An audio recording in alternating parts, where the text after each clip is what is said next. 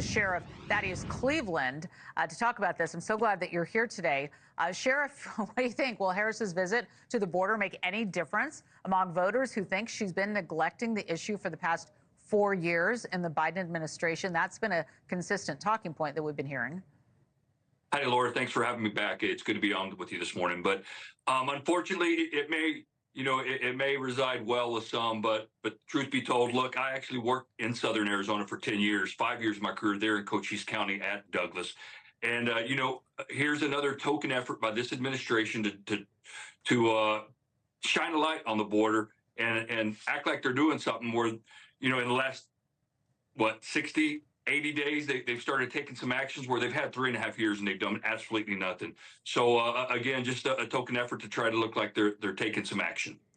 Well, it was a big moment for her to see her down there at the border and giving that speech. Nearly 7.3 million migrants have reportedly crossed the border under Biden. And we're taking a look at the numbers here.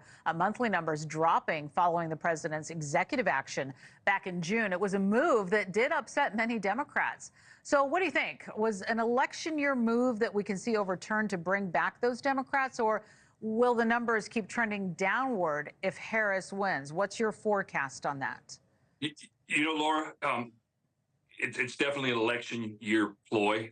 Again, I have to stress 3.5 years that absolutely nothing's been done. And actually, look, I spent 26 years with the Border Patrol, and I worked under this administration and the previous 4, going back to President Clinton, to Bush, to Obama, to Trump. All 4 of those administrations contributed to a more safe and secure border. President Trump inheriting that and then taking action whenever he started having big groups come. But to get to your point specifically, again, I don't foresee her taking any more strong action. I think it's a lot of strong words here, 40 days before the election. And I also wanted to ask you the visuals of what we saw yesterday with her visiting, where she visited.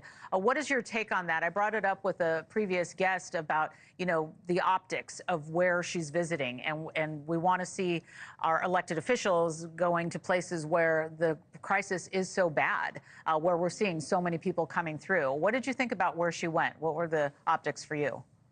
So, look, I started my career just to the west of there, over in Santa Cruz County, Nogales, Arizona. When we added infrastructure, technology, and manpower, it shifted that activity over to Douglas.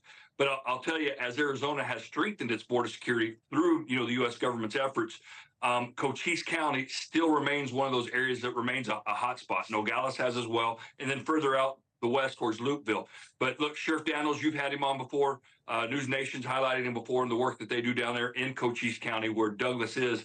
And it's still one of those areas where, regardless of the technology and the infrastructure and the manpower, agents have been relegated to processing people. So a lot of that border has been left wide open. And unfortunately, that county has suffered a lot of that. So there's a reason why she went there. It was to show that she's going to one of the epicenters, but again, just another ploy to garner some votes. All right, and we also mentioned, to play it fair, that there has been some criticism in other camps about the former president's work at the border, but a lot of people fans of his as well. But we'll keep our eye on it. He killed the border bill. So Terrell County, Texas Sheriff Thaddeus Cleveland, we want to thank you so much for joining us, and we'll continue this conversation. We will. Thank you. Thank you, Laura. God bless you. Thank you. You too.